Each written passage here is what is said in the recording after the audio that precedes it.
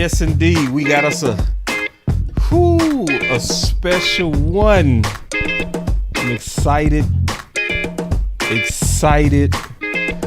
because we bringing in somebody that's special. Special guest, absolutely. No other than Stargazer. What's up, guys? What's up? I got a question because the show has started. The Dallas Cowboy fans protesting? Are the Dallas Cowboy fans protesting? Ooh-wee. It's nobody better than you. I can't wait to have this show. Am I lying? Am I lying or am I telling the truth? I think I'm telling the truth. Yeah. So, first, what's on your mind, man? Since we got this protest up, but we go freestyle this whole show. Yep. What's on your mind with the start of training camp? Let's just out the gate. Well, I feel like if you focus on the players, super excited. I think just looking at, the reports that are coming out from training camp. You got some guys like, what's his name? Billy Johnson has been going off. Yeah. You got,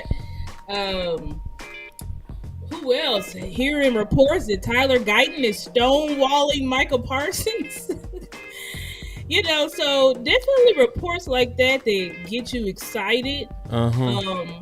And just seeing how, you got our 4th round pick, Kalen Carson, getting picks. You know what I'm saying? Yeah. So defense has been going off, it seems like, these past couple of days, which is exciting because coming into this year, the 3 and 4 their network said we'll be lucky to win 8 games. We'll be lucky to win that. So, and a big part of that is because of our defense, new regime, all this and that. But from what we've been hearing, it feels like the team is buying in, but we won't know until, of course, pads come on and September comes and we see. You know what I'm saying? But yeah, that's good. Now, when you talk about the ownership, and with Jerry and Steven, what they do? Jerry and Steven. It really is these contracts that is frustrating the fans. Clearly, our number 1 wide receiver is not here, which we know he's been putting in work with Dak, and he's a professional. And Aaron Donald missed 4 training camps and got Defensive Player of the Year. I hear all of that, but we still want our number 1 wide receiver here, and he's not here because of these contracts. So that's an issue. Then you also talk about Dak, our birthday boy. It's his birthday today. And Happy birthday, Dak. Happy birthday, Dak. And my fingers were crossed that we would sign him today. I was like, come on, let's just sign him for his birthday so we can move past this. And so far, no signing yet. So these are the things that are extremely frustrating on the owner side. And I will say, as far as Steven, he's been talking a lot about these contracts. And I don't know if it's good or bad. All I know is that I like the information, but is this typical negotiating through the media? Is this what's best? I don't know. But at least I'd like to know that talks are happening, and we're not just, like they were doing at the beginning of the offseason, just not talking to agents and stuff. At least we know there's traction moving. You know what I'm saying? So yeah, that's a positive. Yeah, I think it's moving. Yeah. Matter of fact, I think it's getting ready to be closed. Both CeeDee Lamb and Dak Prescott. You think it's gonna be closed? How soon you talking? Like in a couple weeks? I think CeeDee Lamb is any day now. Yeah. I think they've been having some real back and forths. Right now they saying the back and forth is the guarantee. So that's what's holding up right now is the guarantee. Yeah. So when you talking about the guarantee, in my opinion, Star, the deal is about done. Because the guarantee, in my opinion, is about the terms of the exit. You already know you want him. You just don't know how you want it to end. Because the guarantee is about how much money are you guarantee if we was to fail. Right? So that means you agreeing to me on the APY. That means you probably agreeing on the total contract. Yep. That signals the last step to me. What's your thoughts on that? I agree with that. And David Moore put out an article disclosing that it's not the APY that's the issue, it's that guaranteed money. Yep. So, spot on, you know what I'm saying? I feel like if it's the first question, put something out, then that means it's right. So, David Moore put that out, so I believe him. You know, he didn't have much, though. To me, they're being more open about CeeDee's contract and more closed-mouthed about Dak's. Right. Because with Dak, they're like, the only thing that David Moore could confirm about Dak's contract is that they did send him they did send him around the ballpark between Jared Goff and Jordan Love. What they said the number is around there. So I don't know if the number is slightly above Jordan Love, if it's in the middle, 54. Say it again. I missed it. Say it one more time. I'm so sorry. They reported that for Dak, the APY is between Goff and Tua, because Goff and Tua they got paid. So they said it's between. Well, let me not say they said between. They said are you sure they said between? Because if they said between, the answer is hell no. No, they didn't say between. They didn't say between. That's what I'm saying. I'm like, take a look at it. Take your time. Yeah, Take your time. I want to see. Look at it. No rush. I want. Okay. I know you're looking at the article. Here it goes. Don't tell me they said between. If they said between, hell no. They didn't say. It says the latest offer to press. Okay, it says 3 quarterbacks: Love, Jacksonville's Trevor Lawrence, Cincinnati Joe Burrow, now sit at an average of $55 million. Tagovailoa and Detroit's Jared Goff who also reached a new deal this offseason, are at $53 million. Mm-hmm. The latest offer to Prescott puts him in the window in terms of average salary to people who have seen the offer confirmed. Read that last part one more time. Please read that last part. The latest offer to Prescott puts him in that window in terms of average salary to people who have seen the offer confirmed. That's what David Moore said. Oh, you see this guy? Number one bullshit guy. He do the wee woo. So I'm like, in the window, does that mean between? Does that mean slightly higher? The only thing in my opinion, Star, the only thing, if I'm Dak Prescott, that I'm listening to is higher than everybody. So you saying Dak, he got to take higher APY and get? What if he gets a fully guaranteed deal though? That's like different. 54 million APY. Let's say he comes in at 54 million, but his deal is fully guaranteed. I think Burrows is around 85%. That's different. See, you talking different on that. So when you talk fully guaranteed, I take a little bit less APY all day long. Mm-hmm. Right? Because you pretty much got your contract guaranteed, right? You got all that money.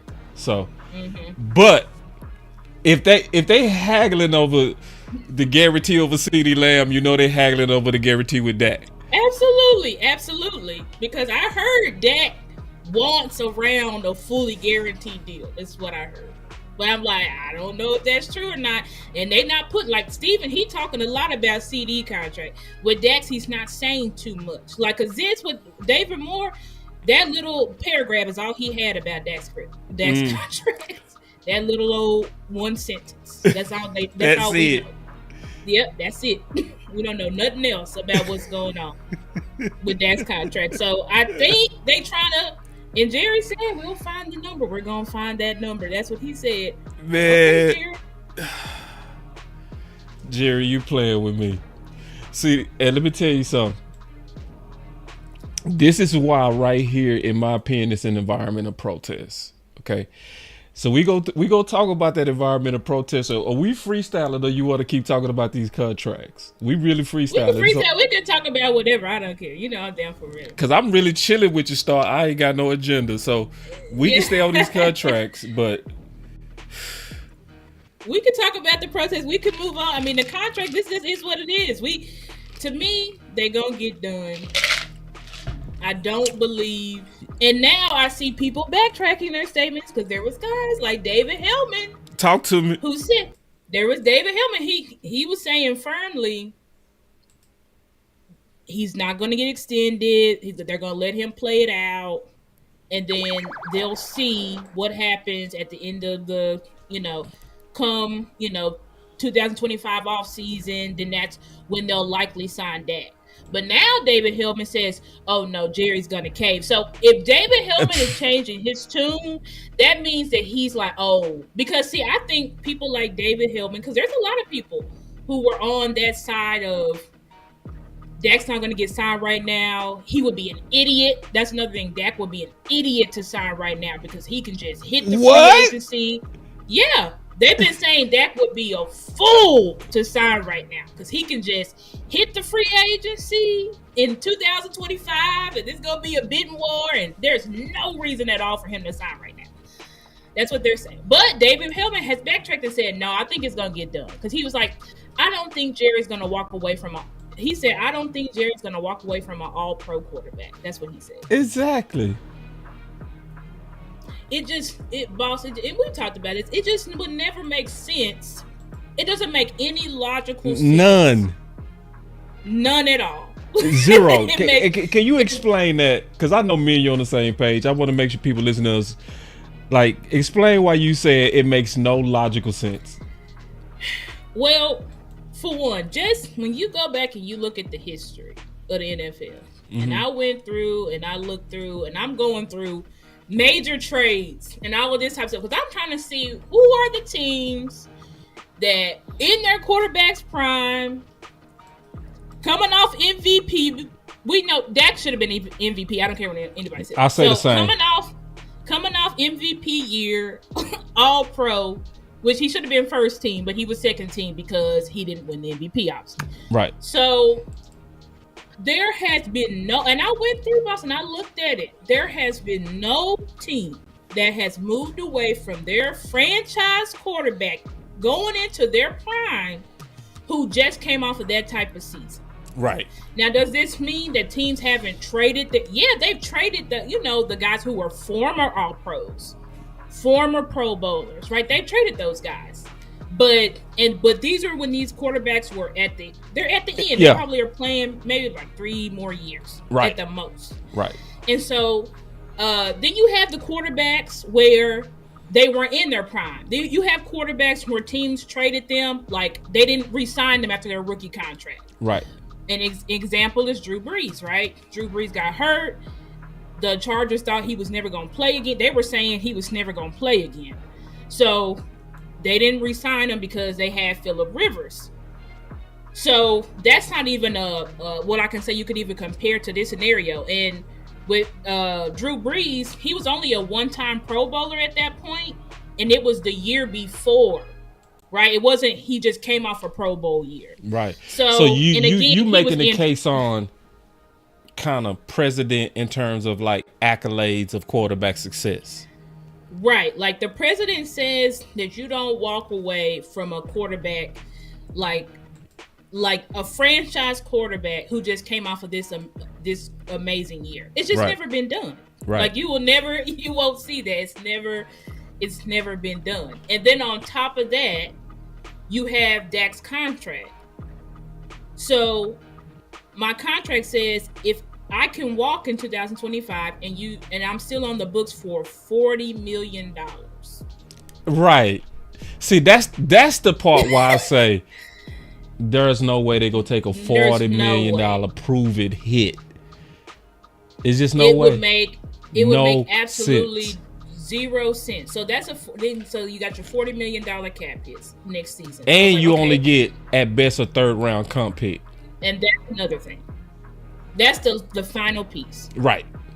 If Dak walks, for the caliber of quarterback that Dak is, play-wise, person, leadership, I don't think there's a better leader. Jerry said it himself. There's not a better leader than Dak Prescott, period. So you telling me you gonna let that guy just walk out the door for a 3rd or 4th round comp pick? I got a buddy. Oh, hell no. Boss, if they did that, we would be the dumbest team of all time. It would be the greatest mistake committed by a football franchise in the history of the NFL, of football. I agree. It's just no other way to say it. It would be the biggest mistake possible. Ever. Yeah. And people are gearing up because people tearing the Cowboys up. They're tearing the Cowboys up now. People are gearing up because they're like, let's see if they are really this crazy. And they not. To do this. They not. Ain't no way. And Jerry said he not. Yeah. I ain't gonna lie, Star. They're not that dumb. Yeah. And see, you know what? Can I be real with you, Star? Yep. That press conference had me so mad that I almost started buying it, but then I had to sleep on it. I'm like, nah. I woke back up with common sense. I was like, yeah, no. Just that was the negotiating through the media that seemed crazy, but it's like, nah, you ain't crazy. Crazy. Now you're not crazy at all. Yeah, go ahead. I gotta ask you this, Star. You gotta keep it real with me though. What if Dak is not signed by week 1? I mean, if Dak's not signed by week 1, that means he's all but gone because Dak don't. What you gonna do? I want to know what are you gonna do? She just shook her head. I can't even tell y'all. Listen. I don't know. I can't even really think about if y'all go ahead and pull this. The only silver lining will be that there's no silver lining because the issue is this. Dak, if you make Dak play out his contract, ain't no way. What is going and say that the season don't end well. Now, if it is on a high, then maybe you have a chance to say, okay, Dak, like if you can just like Dak, here's all the money in the world right before the NFC Championship. You know what I'm saying? If it ends on a high, but if this ends the 1st round exit or divisional, what is going to keep Dak from saying, I'm gonna just go see what somebody else got? You know, at this point, what's keeping me here? Like, let's just be honest. Yes, I love this team, but maybe it really is time for me to just move on. That's going to start being considering all the, God, are you trying to tell me maybe this is not my team? God, maybe I think it is. Lord. I'm serious. You start having questions. Period. Lord. If this is on a bad note, Dak might be like, my daughter's still young. She just a baby. I got my girl, my brother I got my family behind me. Like, let's just at least let these teams court me and see what they got. And you think Jerry and Steven is going to outbid any of these teams that need a quarterback for Dak Prescott? They're not. Dak will have so many guaranteed contracts at his feet. Jerry and Steven will not do it. I don't believe it. They would have to outbid, and they don't get into bidding wars. So that's why I'm saying if Dak is not signed, he's pretty much all but gone. Unless we somehow get to an NFC Championship or a Super Bowl. And Jerry and them would have to give Dak a deal. He don't even do deals in the season, so Jerry and Steven would have to give Dak a deal that he absolutely cannot refuse. Yeah. That's the only hope. All right. So let's get to this because we got some topics we got to cover. People depending on us. Okay. So the first one is this protest that's going on. terrified to talk about this topic, but I don't see why, and I think it's pretty obvious. I think that day by day, what would you think we're going to talk about? I didn't know that it's clicked in my head. Oh, okay, I think I know where he's going with this. Is this the lightest crowd that you have seen out here that we've ever covered, or in the past few years? Light in the stands, less interest? I mean, obviously day one was it a Thursday? Yeah. Yeah, it was a Thursday. That was a little light. But, I mean, the PR team would tell you it's normal for a weekday. Yeah, yesterday was, I thought... What about Saturday? Let's go to Saturday. Saturday is supposed to be the madhouse. It was supposed to be the madhouse.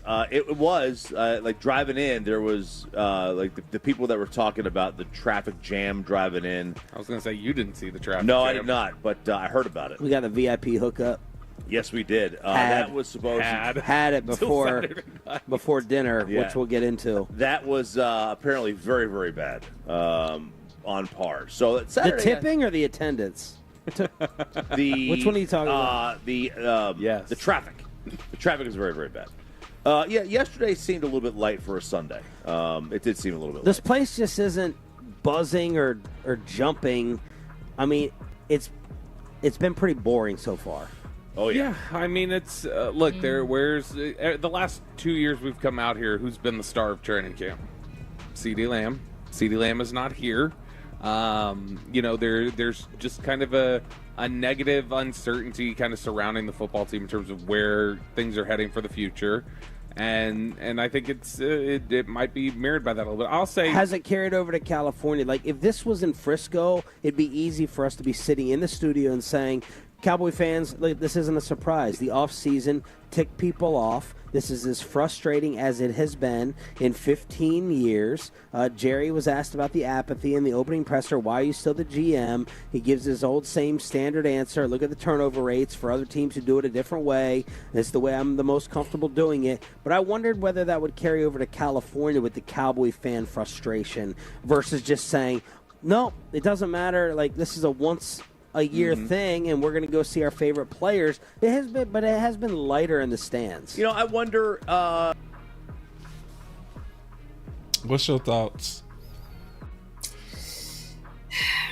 I mean, for them to be talking about it, it's got to be evident that it's clearly like this is not like they're saying like this is not the attendance from years past. No matter what Jerry say.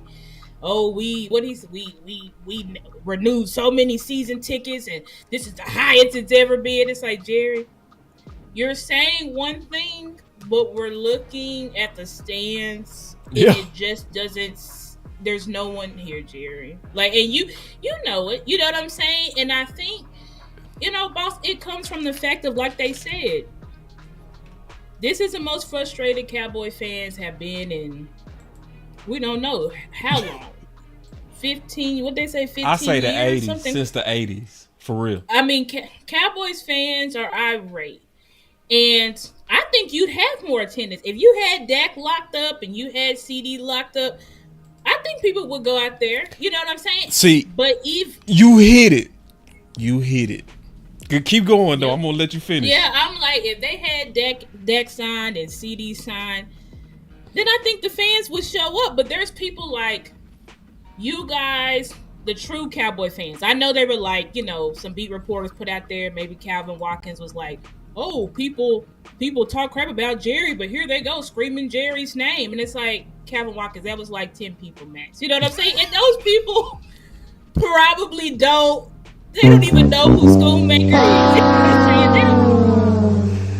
is. Those people don't know the team. Hold on real quick. I got to hit an effect on that. It was how many people?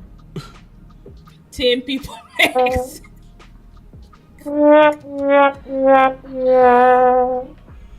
my Lord. And it's just like, Jerry. I mean, they can say what they want and they can spin narratives, right? It's almost like, if y'all ever been to a church, right?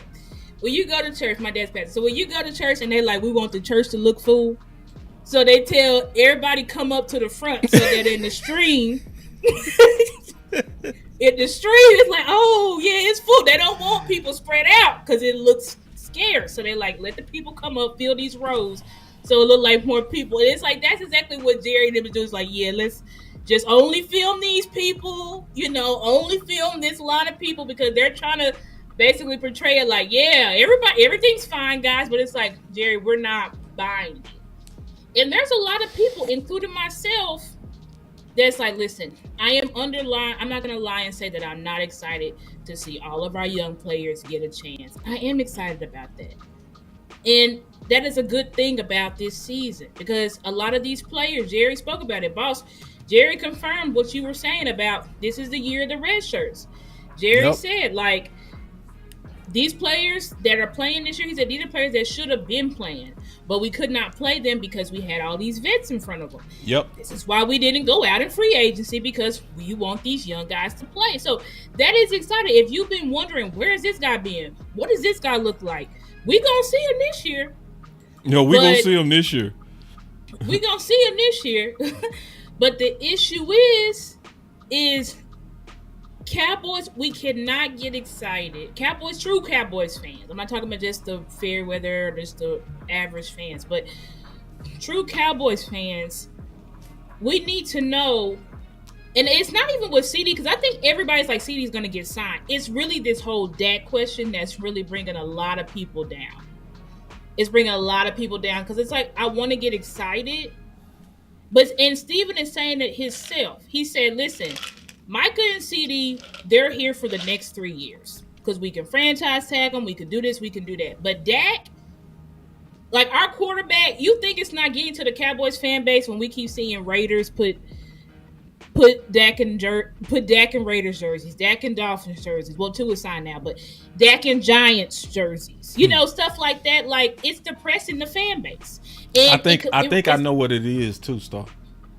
What do you think? That's causing this protest. Outrage. Mm-hmm. This protest to me is coming from a lack of belief in our front office aggressiveness. Yeah. I think that's where it's coming from. It frustrated Cowboy fans when we was 2 games away from the Super Bowl and we got rid of Amari. Cowboy fans are sick of the our guys philosophy. I don't think they can put they finger on exactly what it is, but they don't believe in the budget way of team building that they're doing. They don't believe in. They do not. That's a strong point too, boss. Like, yeah, I think it's that too as well. Like, we didn't do anything. We didn't do anything. Now we're not even signing our best players. Right. So now, like, I do agree that it's aggressive what they doing betting on these red shirts. But fans ain't going for that. Fans ain't going for we believe in these young guys to step up. It's like, no. No, they're not. No, I'm not buying that you can get rid of Gilmore and say we're going to be better because we drafted a corner. You know what I mean? I'm not buying that y'all did absolutely nothing in free agency. I'm not buying it. That to me, that's what's going on. Yeah, I mean, and I think I agree with that. And then, so it's like things are compounding. Yeah. Because it's like, y'all not doing nothing. Okay, so y'all didn't do anything in free agency. That's pretty normal. But it was more frustrating because we got first round exited after everybody thought we was going to the Super Bowl. Even our critics thought we was going to the Super Bowl because they were comparing our team to the previous Super Bowl teams, and we were checking off all the boxes. But then on top of that, now we've got to go into the season with more. So not only did we not sign anybody else, but now our 3 biggest stars that our team absolutely cannot live without. Like, this team, I mean, I just thought about it the other day, and there's people entertaining, we could live without Micah. Really? What? Really? That our defense can live without Micah? Really? Just really think about. Stop. Then, we already know what it looked like with CeeDee. Probably a little bit of the offensive struggles is because we don't have CeeDee out there. You know what I'm saying? So they got, and some of them can't get separation. Then the heart and soul. Like I don't care what nobody say. A walking 10 plus win quarterback, the heart and soul of our team. We've seen what this team looks like without Dak Prescott. It's a very dark place. It's dark. It's a very dark, Yep. dark place. And that's the biggest question mark. Because like I said, people are like, okay, we're going to sign CeeDee, but we're like, are we really about to walk away from our quarterback? And every day as fans, we have to continue to hear it over and over and over and over again. So it's basically for fans, it's like, what the heck do we even have to look forward to? Yep. What do we have to look forward to? Yeah. You know? And this protest is real. This is real. This is real. Oh, yeah. This is real. Let me take the super chat real quick. Okay. My boy Chris 214. Man, good to see you. First of all, man, let me clap it up. My boy been MIA. Boy. I ain't gonna act like I ain't been thinking about you, bro. Where you been, Chris? Where you been? My boy Big Santana in the building, man. All the big OGs are back. I love it. I love it. I love it. I love to see the season is here and all the OGs are back. I love it. Hold on real quick. My boy say, what's up, boss? Hope it's well. Fans want Cowboys to take the Dallas Mavericks approach. Can you speak on that as a Dallas native? Can you speak on that, please? Yes. What we mean is going out. Let's look at Nico Harrison. Let's give class for Nico Harrison. So Nico Harrison, first year, I think, as a GM, he goes out and he gets us Kyrie Irving. Even though everybody said he was toxic, he was a cancer, good luck. Good luck with that happening. It will never work with him and Luka. As they said, it'll never work. Yeah. We get to the finals. Then Nico says, you know what? And Nico kind of ruthless with it because in his evening presser, he was like, oh yeah, we definitely gonna sign what's my guy's name? I forgot his name. Derrick Jones Jr. He said he's priority 1A and 1B. Why did Nico get rid of him and sign somebody else? Yeah. So Nico is out here. He's trying to win championships. Perfect. Then Nico said, you know what? We got there with Luka and Kyrie, but it was not enough. Because why? The Boston Celtics, they was exactly what people said they were. They could all play defense. They can all shoot the ball. So good luck trying to beat them. You have to pretty much at this point outshoot them. And we didn't have that. It wasn't enough. So what does he go out and do? He goes out and gets Klay Thompson. So the bottom line is this. At least the Mavericks have the appearance of being aggressive for a championship when they close. Correct. They're aggressive. That's what the fans want to see. Move. Right. That's what the fans want to see. They want to see you go out there and get a not just a veteran player, but they want you to go out there and get somebody with championship pedigree that's still pretty much the top, maybe top 10 of their position, that can come in and that we know will push us over the hump. That's what we want. That's what fans want. It's not like we want you to go Bucks and Rams style, but we just want you to add a couple of pieces. And unfortunately, when players are cheap, like Eric Hendricks, I think Eric Hendricks is going to make our linebacker core it's going to be night and day. But fans aren't excited about that. They're not excited about that because they're like, we got him for $2. So they're like, in their head, they're like, how good can he really be? Like, come on, be for real. Like, he's going to be good, but he's cheap. You know what I'm saying? So fans don't really, that's not exciting to them. They need excitement. We not excited over this BS. Stop. Exactly. The fans are not excited because it seems like everything, and then on top of that, we still don't got the defensive tackles. I'm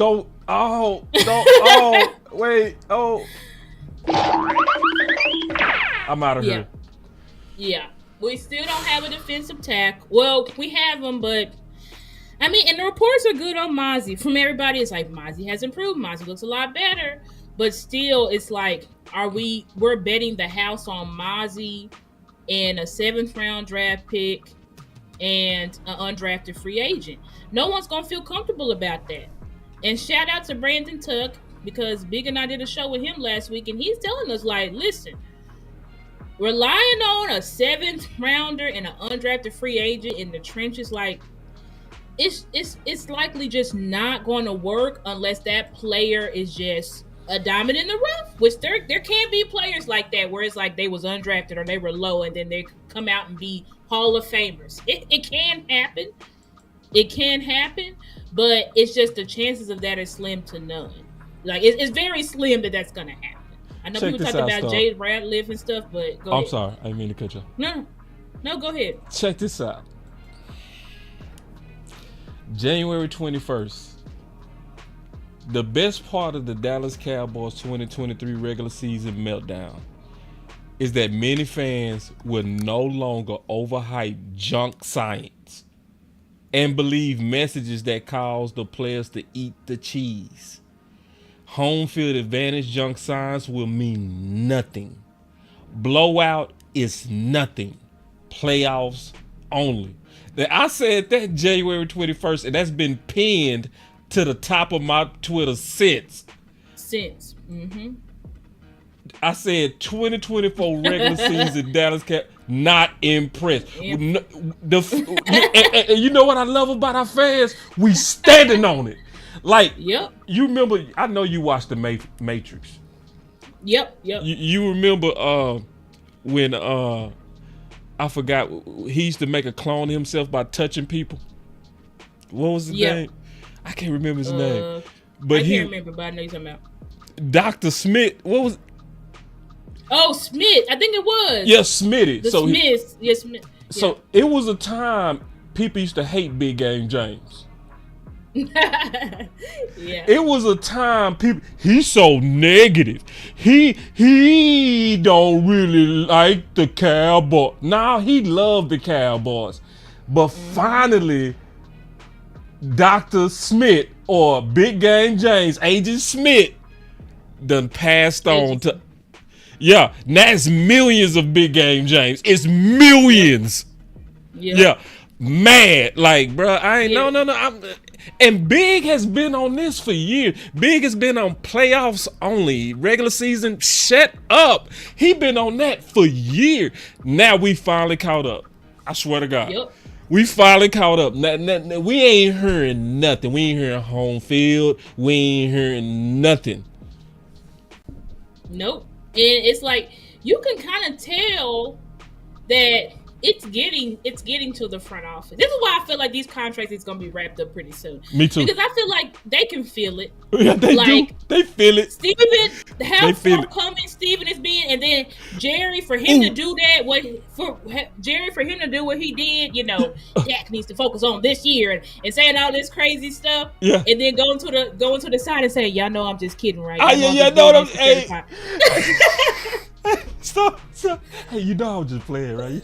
You know I was just like playing. They're defending themselves so much, and then they're like, you know, Dak he's the best leader I ever seen. It's like basically they can feel it. And Steven, every day, we sent a contract yesterday because he knows every single day. Steven, did you send a contract? What happened? What happened with the contract, Steven? What's it? And so it's like the front office is under attack. They are. Like they are. And the shout out to the old, what we call old media, because they were grilling them in that press conference. Yeah, they did. They did better than usual. They did better than usual, because I'm like, wow, y'all actually asking real questions and putting pressure on them because the fans are unhappy. You know what I'm saying? And they know it. Steven knows it. That's why he keeps saying everything's going great. They're not hard to work with. Steven keeps saying Todd, he's not hard to work with at all. CeeDee's agent, he said they're not hard to work with. We're working everything out. Like, they're basically just trying to say it's just a matter of time. It's just a matter of time, because they're trying to console the fans because they know the fans are pissed. Hey. Well, y'all clap it up for Star. She is cooking. Hold on, man. Y'all clap it up because she ain't told no lies at all. You lost sound? Look like she lost. She lost her sound. Also, while she trying to get her sound back, y'all clap it up for that new mic. Ooh, that mic is fire. Look at that mic she got. Hold on, let's highlight that microphone. Hold on real quick. So I ain't no hater. When somebody working with something fly, I'ma say it. Look at that microphone. Man, let's get the stars. Okay, I can hear now. That's why I couldn't hear. Ooh, look at that mic. I was just over here just complimenting that mic. God dog, girl, do your thing on these days. Boss is crazy. I don't know who got a colder mic out of you and Rome. I'm gonna have to give a poll, man. You and Rome. I might have to go with Rome because he got that Temptations mic. He got with that lady. Rome's is definitely cooler than mine, but I'll take second place. No, your mic is dope. Now, but to your point, and I didn't expect to bring this out, but let me bring this out real quick to your point, because I was gonna say this on another show. But Steven Tone has been pitch perfect. Watch this. Calvin. I'll add to that, if you don't mind, Tad. Yeah. I think at the end of the day, if we had these three guys done, there'd be somebody else. I can assure you. They kind of wait in line and seeing when it's their turn. Obviously, we had everything buttoned up last year, and Zach, who's had an unbelievable career, all-pro career, one of the best players to ever put on the helmet here, decided, hey, I've been under a long-term contract and I'm underpaid, and I want to be paid. It's going on San Francisco. You just look around the league. As Jerry said, it goes on everywhere. We have a very unique situation. We have a quarterback who played at the top of his game last year, second in MVP voting, who can leave. And then we got two players who can't leave here for 3 years. Theoretically, if we didn't sign either one of them, I guess we couldn't franchise one 3 years from now. But we could sign one of them, and both of them, rightfully so, believe they should be the highest paid non-quarterback in the league. Man, have you ever heard Steven talk so nice? And totally respect that. So totally respect that. See, to your point. Difficult situations that we're trying to work through with them. They want to win. They want to put a ring on their finger, and they understand the difficult situation we have with a high-priced quarterback going into his second high-priced contract. He was the highest paid when we paid him 3 years ago, and then we got two other guys that we're trying to work through. It just takes time, and we're having great conversations with the That's what you was talking about. representatives in terms of CeeDee and Dak, and obviously Micah's a year removed from where CeeDee is today. CeeDee, in his career and where he is contractually. So I think he wants to go out and show that he is the best non-quarterback in the league, and I hope he does it. But just so nice. Hold on real quick. I got another one that's even better, where I really could tell that he was concentrating on his tone and making sure that he coming across right to the fans. Watch this one. We're going to talk about this. Quick question for Steven and Jerry. When you talk to your season ticket holders, they've expressed frustration with the lack of success, or are they all in like you guys? We had our highest rate of renewal that we've ever had on season tickets. And the fastest it's ever happened in the league, in the NFL. Watch how fast Steven pivot off of that. Watch Steven though. He on it. Watch. Excuse me, Steve. Now there's no one more frustrated than we are. Man, whoa! That pivot was quick. Watch this. With what? I mean, at the end of the day, this is all about, as Jerry said, that last game. It's our. You see how he pivoted real quick off of the season ticket records. Yep. See, Jerry wanted to. Steven like, that's the wrong tone. These dudes are mad right now. They ain't trying to hear nothing about, Steven got off of that quick. Listen. Postseason success, and no one's more frustrated than we are, and they wouldn't be great fans if they weren't frustrated with the success we've had in the postseason. So it's duly respected in terms of what their frustration is. The good news is, I think Todd said, you don't want them not to care, and they do care. And they spoke. They want to come watch these games. They know we're competitive. They know we're right there. But we got to get the job done, and we hadn't gotten the job done, and we can go out and win a lot of games next year. And they're still going to be pointing to that first playoff game. Yep. And the second playoff game, hopefully, and on. But we all know what the issue is here. It's our success in the postseason. We haven't had it. We know that. Our fans know that. Everybody knows that. These players know it. Mike knows it. His staff knows it. That's the elephant in the room. We've got to go take the next step, and we haven't done that, and until we do it, there'll be frustration. Steven got his answers down. Now, but you know what? That's a positive, just to show that Steven is tapped in. He is. He know, because remember Steven's criticism of the fan base is being like Steven is not tapped in with the fan base. No, he doesn't care. That's more so Jerry's thing. But Steven, he tapped in. Sounds like he's very tapped in. With the fan base. Yeah, he pivoted. If anybody could, because Jerry didn't. Jerry wanted to stay there. He wanted to stay. Oh, look at our ticket sales. No. No, it's about the playoffs. Yep. He got off of that real quick. It shows me, in my opinion, some people may not believe this, but in my opinion, the fans' voices are doing something different to front office. This is the best time for us to be very organized on what we saying as a fan base. Because they listening. They're listening, clearly. They're concerned right now, So, very concerned. Let's talk about a couple of things real quick. Man, this is a perfect show for you. This show fits you perfectly. Hold on real quick. Okay. I gotta play this. This might piss you off. Are you ready? This might piss y'all off too. All right, let's hear it. All right. We've already been worried about depth on this defensive line. Sitting there talking about it with defensive tackles. And that, of course, can carry over to the entire D line, and now this happens. Yeah, and I mean, it's like we talked about. Nealand is going to have to step up now and step into some of that edge rushing role. Nealand is a defensive end by trade. That is what he does, and yet we're talking about watching him yesterday. He's getting first-team reps at defensive tackle. He's getting first-team reps at defensive tackles, and yet we're talking about watching him yesterday. He's getting first-team reps at defensive tackles, and yet we're talking about watching him yesterday. He's getting first-team reps at defensive tackle because they don't have enough defensive tackles. That's the kind of depth issues that they're having. Where in the world did I hear that before? Where did I hear that Nealand was having his reps wasted because they didn't have enough DTs?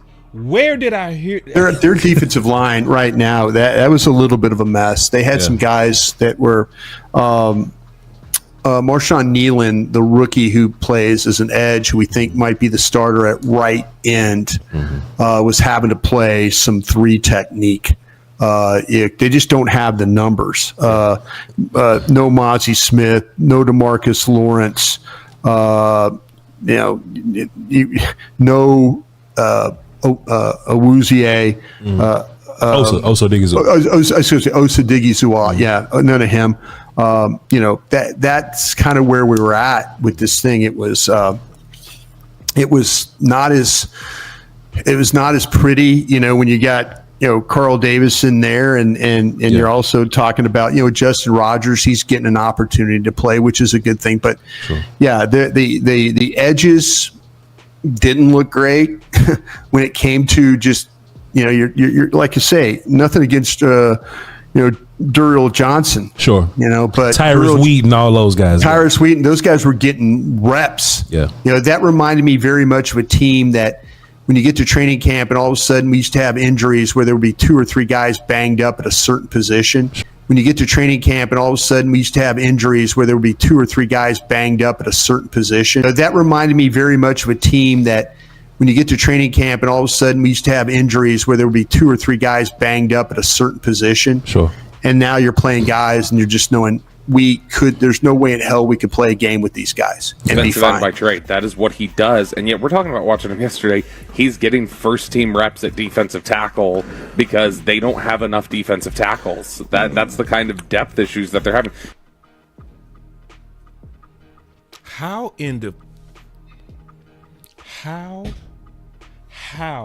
Okay. Because, see, I'm hearing a lot of people, we need to go look at some free agent. No. Don't look at no free agent defensive ends. If your defensive tackles are still so thin that you're wasting Nealon's developmental reps by putting him in a place he would never play, where's the bigger crisis? Is at that DT position, boss, but at this point, what I'm hearing is that Zimmer is. I don't know if they're gonna go out and get another defensive tackle until now. I'm not saying they're not gonna do it, period, but I don't know if they're gonna do it before the season. I think that they really trying to make Zimmer be creative. You've got 3 guys on your defensive line that can play outside and inside. Oh, hell no. And that's what I think. That's honestly what they're gonna do. I think with Junior Fehoko, Chauncey Golston, Marshawn Nealon, I think they're gonna be rotating them, having them play the 3-tech, trying to push them inside to see if they can help stop the run. Because and they're gonna bank on Mozzie, and they're gonna bank on Justin Rogers and Carl Davis. And if it's just so bad, then before the trade deadline, they will go and get somebody. That's crazy. It is crazy, but that's what I honestly because so hold on real quick. They're not even trying out defensive tackles. They're not even trying them out. Let me just try to put this together. Even in minicamp and the OTAs, before we lost Sam Williams,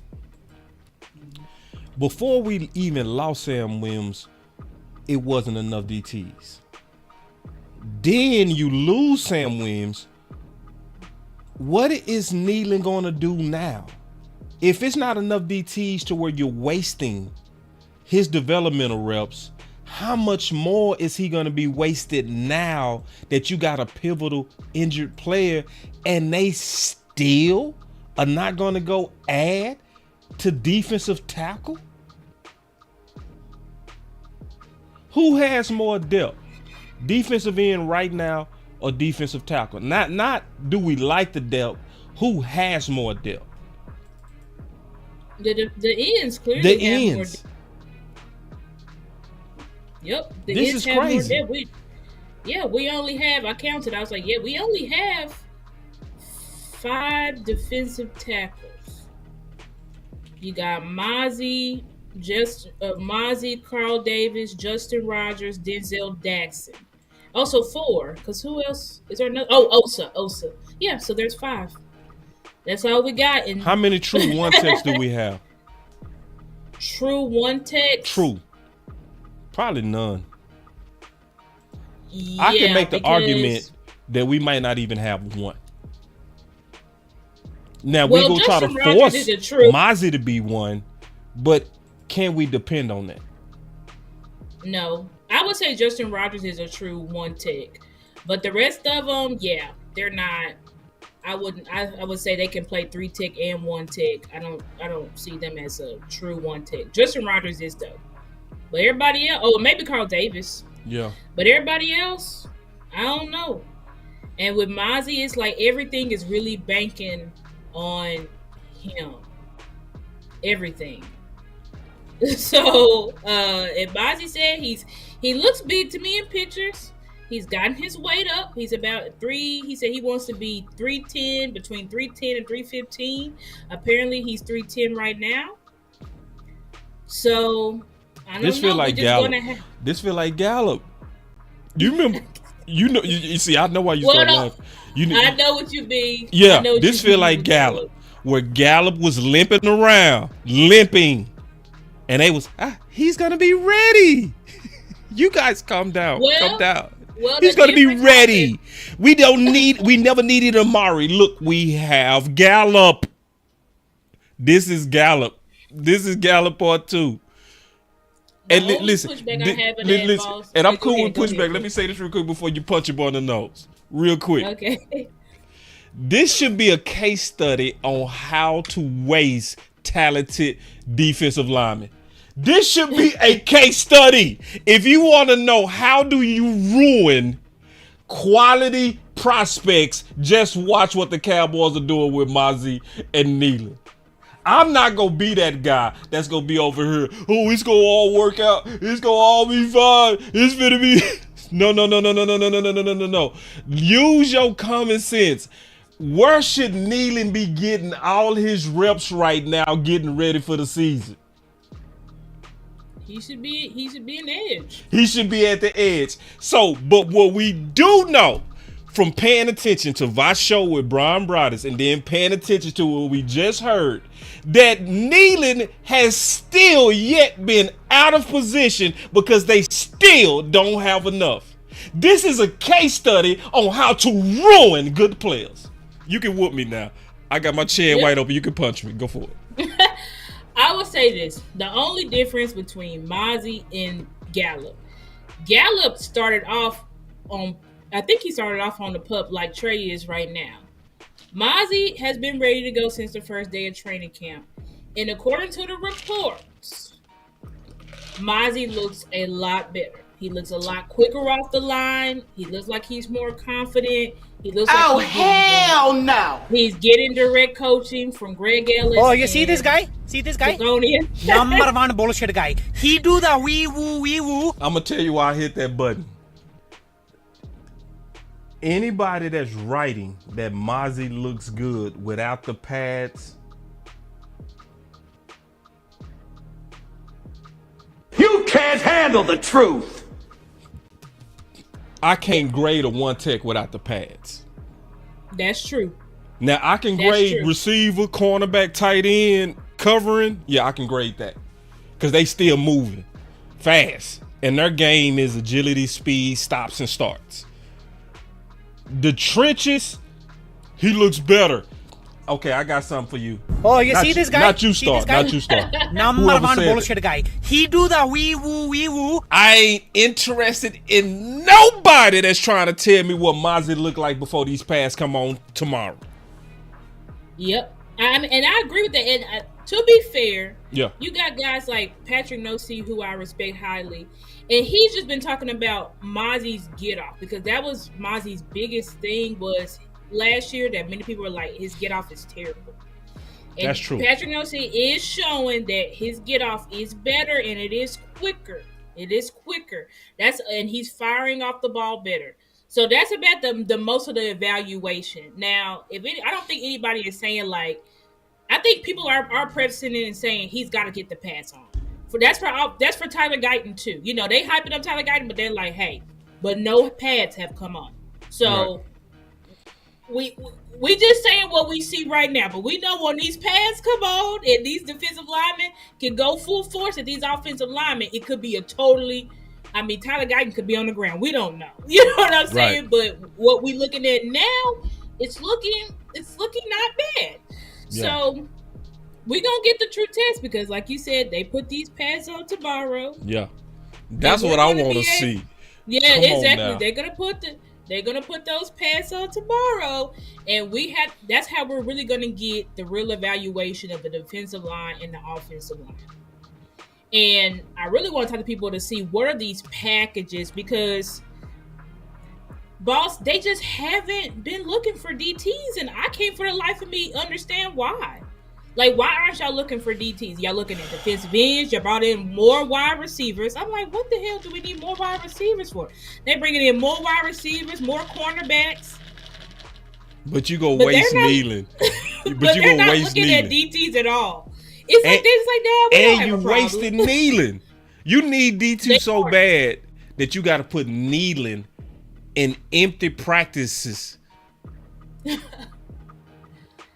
They won't do, and the issue with us, boss, is we're not our defensive linemen just really, they're just kind of all out of position. So it's really gonna be interesting for me to see what Zagonia and Greg Ellis can do Because our defensive line, since I don't know how long, like we've always had tweeners in there. Yeah. We just have everybody. He can play inside. It's like, when are we going to get the true people? Like all of our division rivals, they have true defensive tackles. So check the top this out. 4 teams. I gotta explain how bad this is, because I bet you a lot of people don't understand my frustration. But when I explain it like this, I guarantee people go feel. How would you feel if Tyler Guyton had to play center because it wasn't enough centers in camp? How would you feel? That right? That's what they doing in Neyland. Mm-hmm. And they've been doing it since minicamp. Yep. Yeah, I got the proof right here. I can show you Bryan Broaddus and Voch having a discussion. Then I can show you where the fan was saying the exact same thing. Like, think about that. That's how bad we need defensive tackle, and they still ain't got it done. And it's like, since as long as we can remember, it's like, why don't we just don't value the defensive tackle position? That's true. I don't know what it's about. I think it came from Rod. Maybe it is from Rob, because it was just more of a get upfield type of scheme. You need kind of twinners that can just shoot upfield, and you don't have those guys to actually occupy blocks like you need. And Zimmer, his traditional defense has been, he wants those big guys in the middle, but it's seeming to me like they're telling Zimmer, I don't know. To me, and nobody has the answers. Like, why aren't we looking at more defense? Are y'all really that confident? And trust me, I like Justin Rogers. I watch film on him. I like Denzel Jackson. But these are young guys. You can't expect to throw them in the trenches versus 300-pound veteran offensive linemen and expect them to just dominate all season. That's not going to happen. Oh, hell no. Flashes. They're going to have flashes. I'm sure if they're any good, they'll have some flashes. But they're going to run out of gas. Exactly. They're going to hit a wall. Just like Osa. Yep, just like Osa. They're going to hit that wall. Yeah. And so that's what everybody's concerned about, because it's like, as Clarence Hill, remember he asked Zimmer, he said, is scheme enough? I don't know. He said, I don't know. But it's just seeming like maybe they're not. They're clearly, they have a different view of DT than us. That's all I can say. That's all I can say. As I said, they're not even trying them out. They're not even trying to find any defensive tackles. They're like, we good. We got it. All right. I don't know. Ladies and gentlemen, I've been trying. I have been looking, and I've been searching desperately for some legit Trey Lance Hope and highlights. I have not been seeing, and I've had Bobby in my ear the whole freaking time. It's like my carne asada. Make sure you say it. Make sure you say it. I can't be the only one. Make sure you say on the radio Trey Lance isn't good, because it'll look weird coming from me, the Dak fanboy, the Dak homer, at Trey Lance. Someone's got to tell him these are not alley-oops. He's trying to set the Mavericks record for alley-oops out. God, dog. And I want fans to know, Shan and RJ are not that guys under any circumstances. No, they're not. If Trey Lance was out there looking good, they would be stirring the pot and saying, I don't know. And let me say something. It's in all of our business interest for Trey Lance to do well. See, all our numbers would spike if Trey Lance was balling. The controversy would have every one of our all of us would do better content if he was. Mm-hmm. So for to your point, you raising the hell of fire for Sean and RJ to be turned Trey a new booty. It's bad, y'all. It's bad. Here with as high as this dude has been throwing. Holy mackerel. He overthrows a lot, man, like everything. He was even the stationary the target yesterday, overthrowing that. Dak was underthrowing it. Cooper Rush was left and right, and CeeDee Lamb was overthrowing it. Trey Lance was overthrowing it. The only thing I could say good about Trey Lance yesterday is that he got the team down to the 1 yard line. Right before the practice ended. You should have seen Calvin Watkins' face on Saturday when Sean and I were talking to him, and we were talking about Trey Lance. I said, Choppy says it's the crown of the field. And Calvin Watkins bent over, doubled over, laughing at the idea of that. But here's the most troubling part of the Trey Lance thing. It's not just that Trey Lance doesn't look sharp. Trey Lance's arm talent does not look like what it was sold to everybody to be. There's nothing impressive about the way the ball leaves his hand. I'm trying to figure out how NFL teams could have been looking at him, just even traits-wise, and saying, that's the number 2 pick in the draft. Because he's not. They didn't see him play. Because he's not running around. Exactly. Yeah, they didn't see him play. He ain't running around here like Mike Vick. I'm not seeing Dan Marino release. I'm not seeing Jeff George arm talent cutting through the air. I'm not seeing deadly accuracy. Like right now, of course, now he'll go out in the preseason and dominate. Make us all really look stupid. But you're not going to find one person out here who's been impressed with Trey Lance so far. He overthrew 3 passes in the flat yesterday. Like the drills of fake the do the play action and then toss to the... That ain't funny. This is yesterday. Like the drills of fake the... This all really looks stupid, but you're not going to find one person out here who's been impressed with Trey Lance so far. He overthrew 3 passes in the flat yesterday. Like the drills of fake the do the play action and then toss to the running back in the flat. He overthrew 3 of those. Yeah, I could see like they would look at him and when he throws, like, okay, that's a good arm. Like, I bet you somebody had a gun on him, like a radar gun, and was like, oh, okay. I mean, he's got some zip on it. But let me pause real quick because I want to show something. So this is something that I wrote when I was watching Trey Lance throw. Okay, and see, some people say, y'all hate no Trey Lance. No, people are saying what they see. I said the same thing here. If you look close, the receiver had to jump for that ball and extend his arms. And this is what I said, just being honest. I said I said exactly what RJ said. Throwing motion looks good. So like that's what RJ was just saying. Mechanics looks good. Like feet look good, right? I said the receiver has to jump and extend arms. Recipe for receiver debt.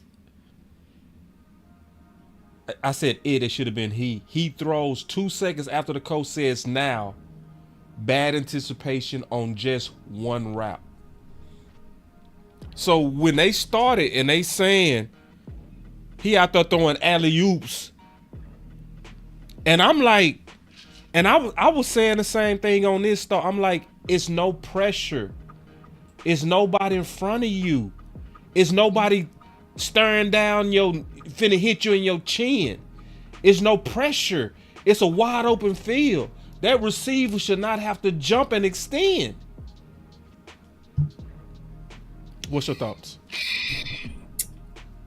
Listen, I did my own evaluation of Trey Lance in the offseason. Close, it was like near after the Green Bay game. And I put a long list of notes out.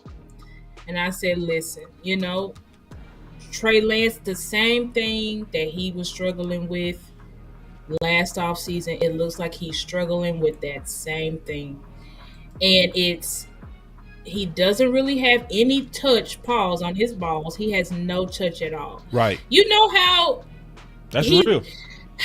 He looks like a backup quarterback, guys. That's just the best, because it's just like Cooper Rush. Like Cooper Rush, he can do what he can do. But those layered sidelines, like when I sit here and watch clips of Dak from last season, I'm like, Dak was throwing so many guys open. It was crazy. Like, Dak, how are you making these throws? Right.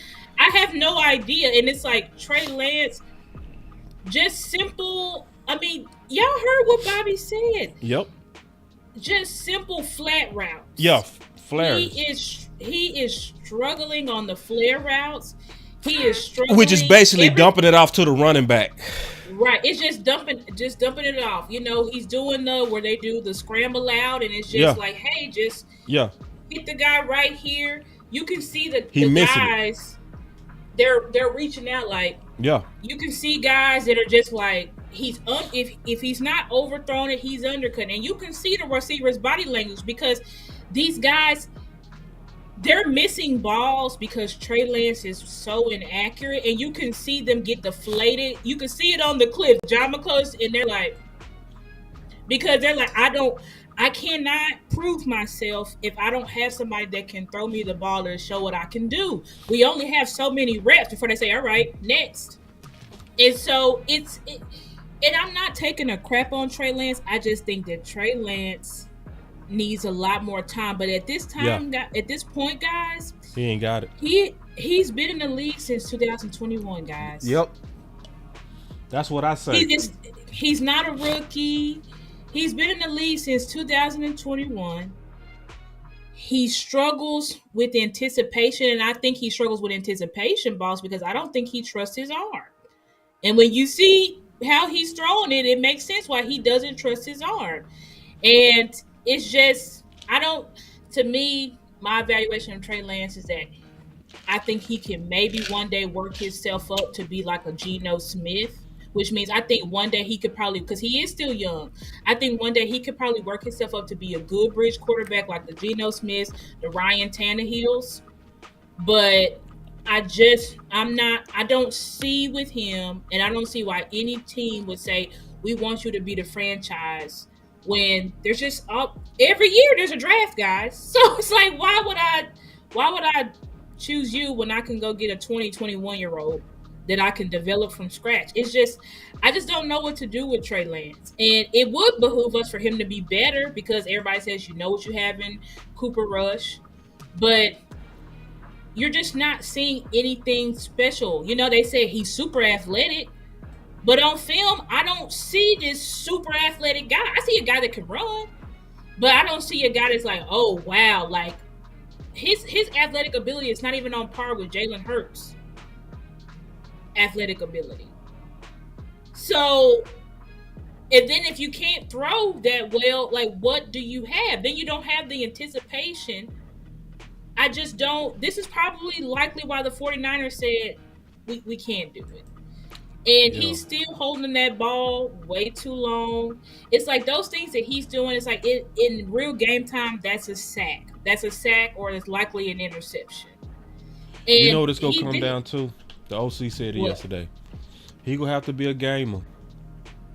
Yep, he's going to have to be a gamer. He's going to have to go out there and show. With the lights on. But my issue is, if you can't do this routine, unpressured, it's not that many people around, what gives me confidence that you're going to go out there and you're going to light it up? Because I've seen you in real life games, Trey Lance. I saw you last year in the preseason, and that's the film I evaluated. I didn't evaluate no old film. I said, let me go watch exactly what he looks like in NFL games today.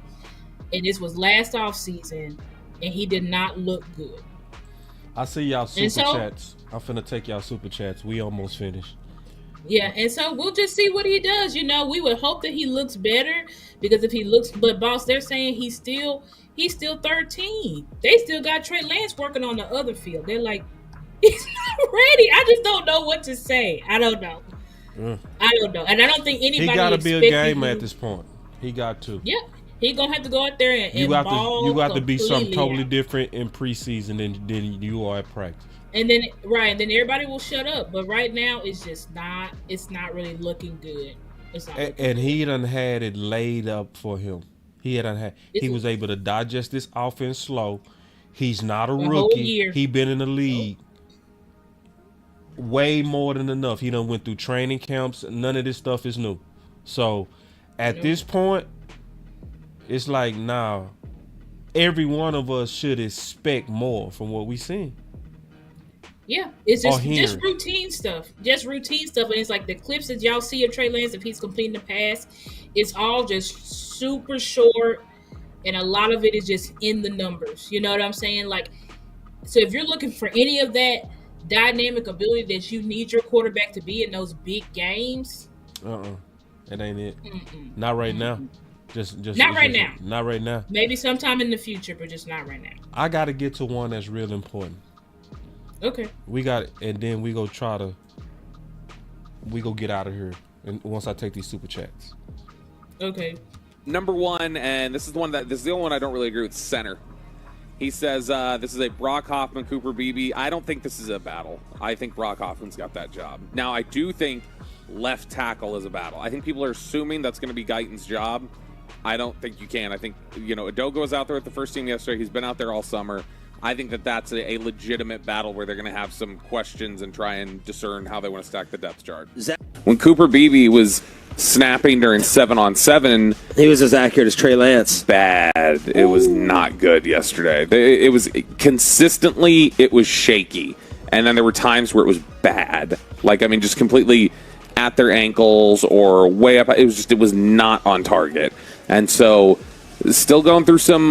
Who was it? Was it Phil Costa used to have the snap overhead problem? Yeah, the snap problem for sure. He also had short arms. Yeah, that's probably part of it. And so you've got Cooper Beebe still trying to come along with that. Guyton, still coming along, trying to get things in order, trying to make sure he knows where he's supposed to be. That was a big part of the good yesterday. These kind of practices are going to show up for receivers and tight ends. So he was saying that Cooper Beebe was struggling in the shotgun snaps because they was doing shotgun snaps Friday. So that was Friday. So that wasn't obviously today. So just letting y'all know that's not an updated clip. That's a clip from Friday. But I wanted to put that clip with this, and then we go put it together. Makes it difficult to keep Biotic. It makes it difficult to keep Pollard. And we just got a draft. We think we drafted two great prospects in Guyton and Beebe. And I think they'll step in and they'll do a great job. Our history says that we've drafted well, and I think they'll both step up. You hate to lose a Pollard, you hate to lose a Biotic, but that's the nature of this business. So let's put those together. So now we know that Tyler Guyton is getting reps with the ones. They saying he's been looking pretty good, even though it's not the pads. Yeah. But at least he getting the reps with the ones. But we heard as of Friday that BB was consistently struggling with snapping the ball out of shotgun. But then you also have the top sponsor being Stephen Jones, who clearly said, I expect BB and Tyler to step in and contribute. Out of that whole draft class, he mentioned only two. He skipped Nealon. Talk to me. Yep. Well, y'all know how I feel about Cooper Beebe. Y'all know Cooper Beebe. I know this is. I've been on Cooper Beebe for 2 years. Easily. 2 years.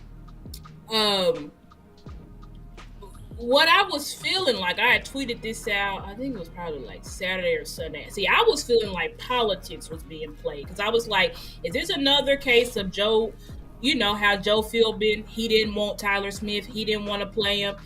He wanted Connor McGovern at that left guard spot, and the only reason why Tyler Smith played was because Tyron Smith got hurt. And so I'm like, is this another case? Because we were hearing reports he was way on the third field, and he's only snapping to Trey Lance. And I'm like, that's not good because he needs to, if he's going to have a real chance to compete, he's got to be snapping with at least he's got to get some snaps with the ones. So a source close to him did inform me that him and Solari's relationship is getting stronger and good. He informed me that he has, I think probably on Sunday, he was getting reps with the ones and the twos. And and then to piggyback off of Stephen Jones, he also told me that Jerry Jones is personally talking to Cooper. So at this point, I think that Cooper Beebe, guys, he trained all offseason for center and stuff like that. But in college, he played guard and tackle, right? He didn't play center. He did do center snaps in college. I mean, in practice in college, but he didn't do it like in the game. So I think it's just something to get used to. He is going up against Hoffman, who's only been a center, his whole college career as well as NFL career. And on top of that, Hoffman is a vet, so he knows the playbook and he knows things more. But I think when you're going off of pure talent, Cooper Beebe should be the guy who's starting for you. That's what I think. Now, I'm not saying Brock Hoffman is not a dog. I know he's a dog. That's what everybody says. He's a dog. He's a fighter. And we know that Brock Hoffman's been putting in that work. But when we're talking, you just, at a certain point, you got to look at this. Like, Guyton theoretically could be a little bit lower than Chuma Edoga right now. Theoretically. But are you going to waste Guyton's development so that you can have Chuma Edoga in there? Only if you feel like Guyton is going to get that killed. And so that's how I feel with that's the same way I feel with Cooper Beebe. Brock Hoffman is going to be better than him right now. Just off of the fundamentals, all of that type of stuff, he's going to be better than him right now. But overall, who are we thinking is going to have a better career and higher trajectory? It's Cooper Beebe. So I think Cooper Beebe, unless now if we get to preseason and Cooper snaps is all, because he gonna get all the snaps. Trust me, he's getting all the snaps in preseason. If we see Cooper Beebe snapping the ball all over the place, then we're gonna have to have some conversations and say maybe that's just not his position, and we're just gonna have to redshirt him and see you later, Zach Martin, next year, because you're not gonna be taking up a spot for Cooper Beebe, but we may just have to redshirt. Or just have him be our swing guard. It is what it is. But I think that I think Cooper just needs more and more opportunity. And I'm not too turned off by him saying he had bad snaps because, again, this is something that's new to him. He's still developing. And it's practice. We also heard... Okay, go ahead. Nah, I love everything you said. Not like love. I think it was balanced and fair.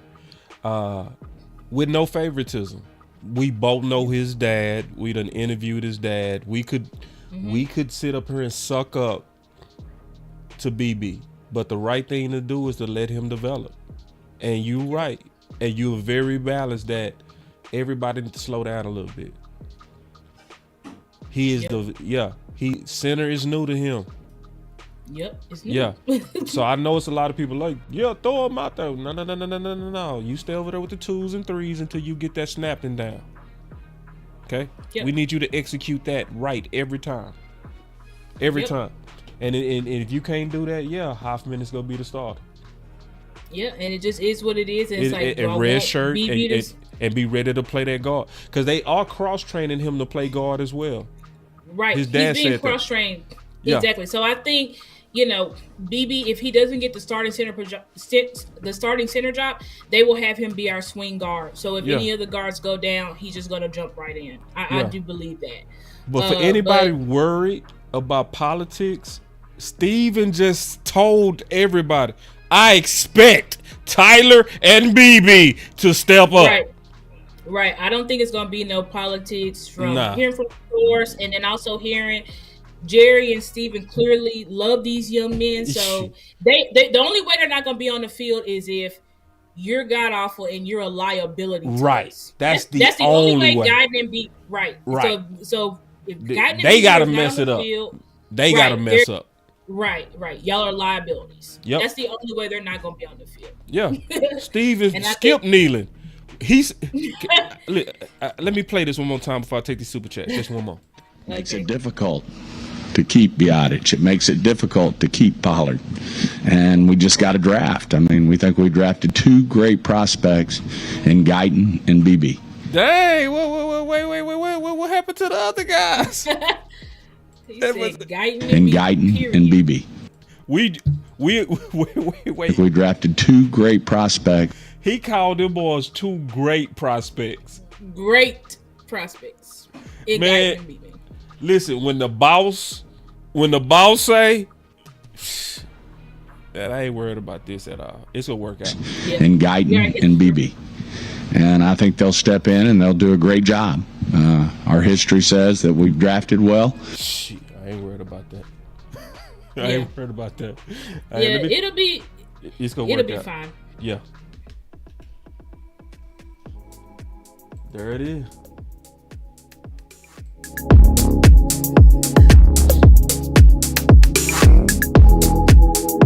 Man, y'all clap it up for Star, man. Star killing it with your boy. Man, I'm loving this. Got my girl Star. Let's go. take a couple of these super chats real quick, man.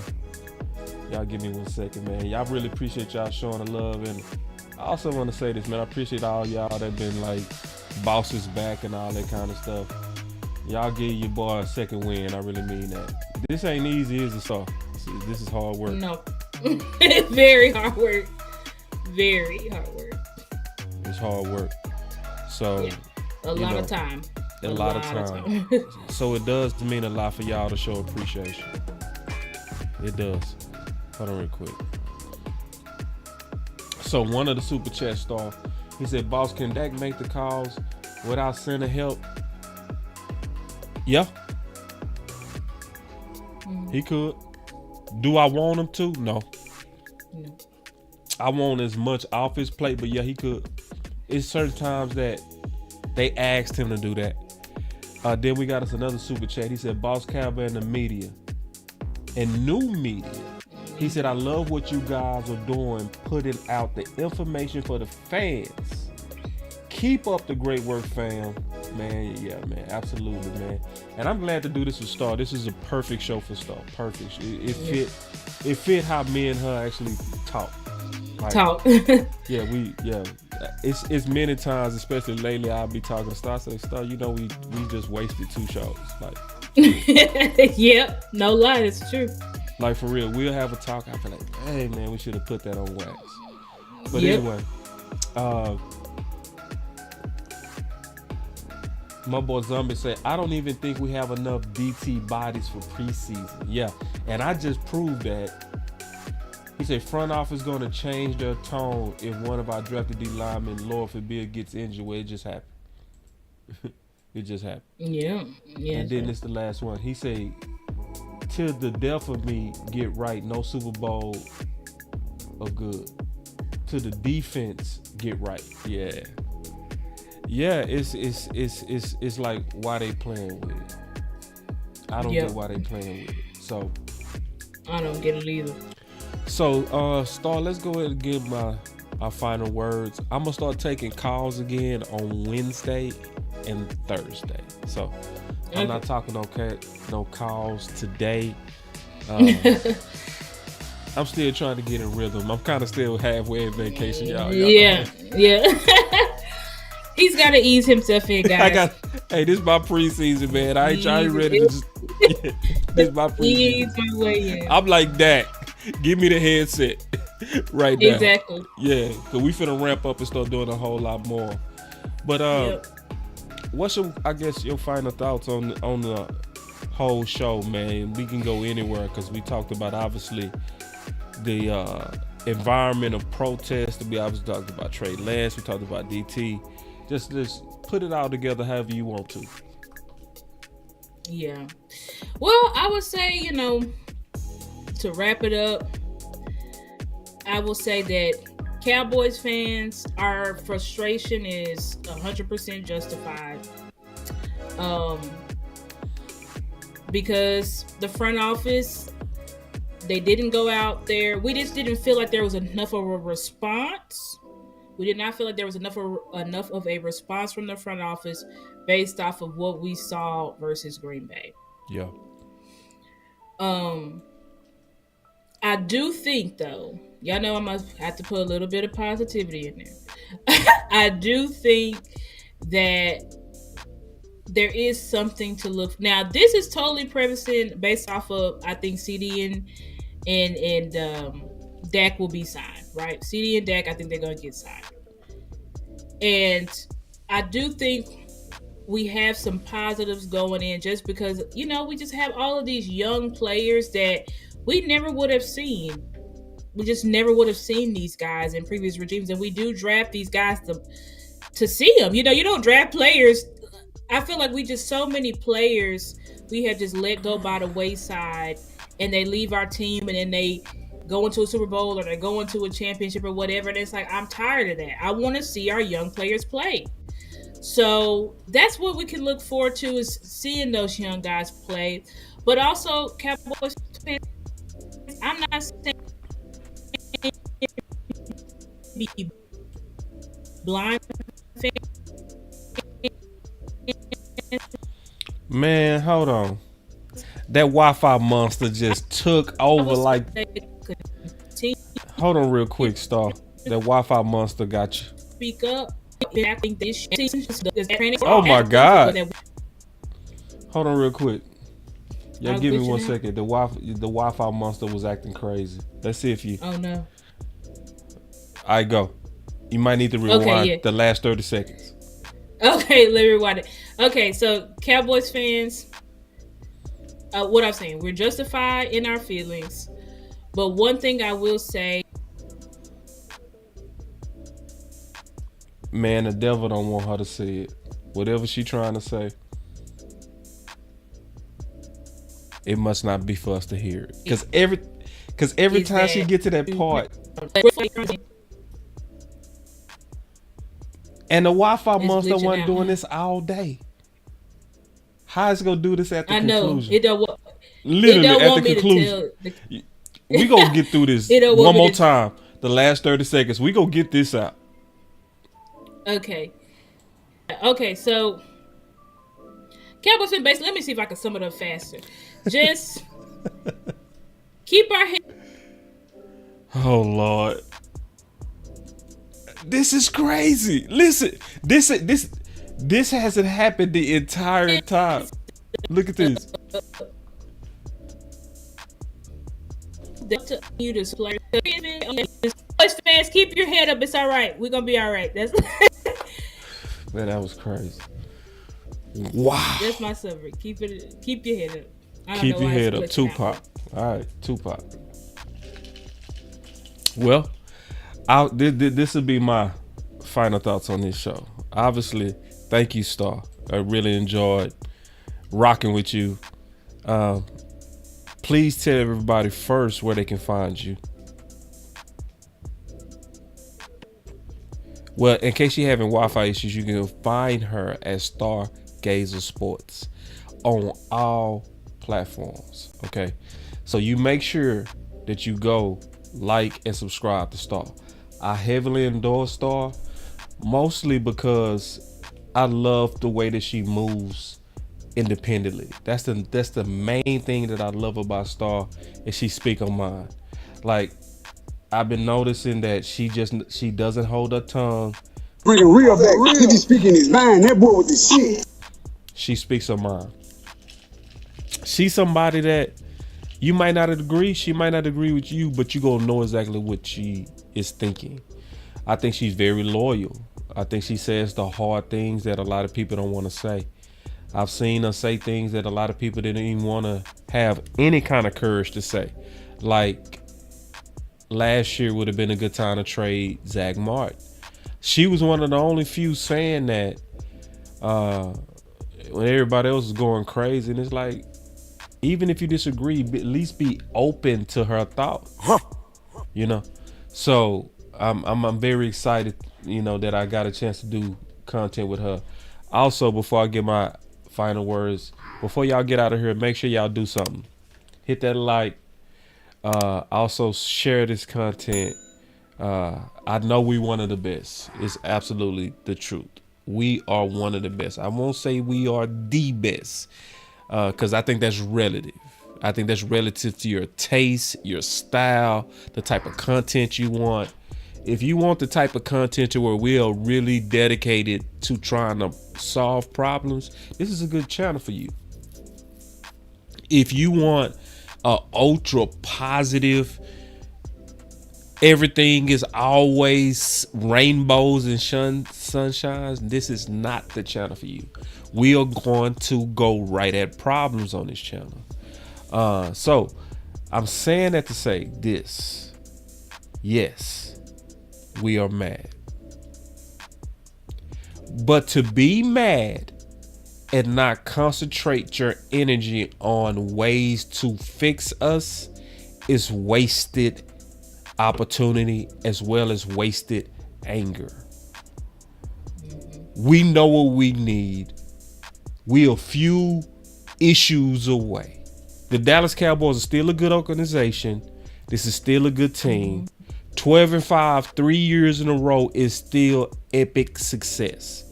Yes, we should be frustrated, but not to the point to where we're quitting, not to the point to where we're not putting out ideas that's going to help us win.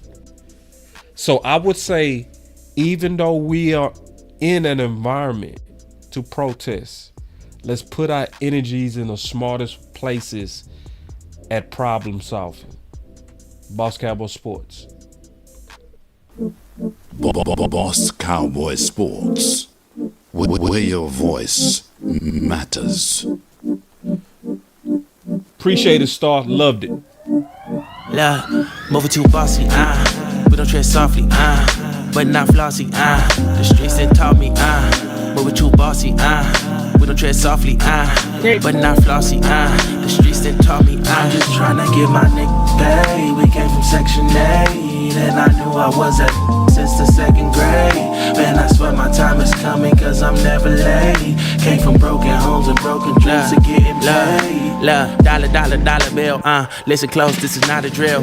Cause hungry trying to get a meal. I've been in light, who gon' pay a bill? I've been in action, been in traction, surplus with niggas lacking, shining light but still be blacking, red lights will stop the action, green to go, even when it's slow. Higher heights to balance out the lows. Can't ride the wave cause you ain't got a boat.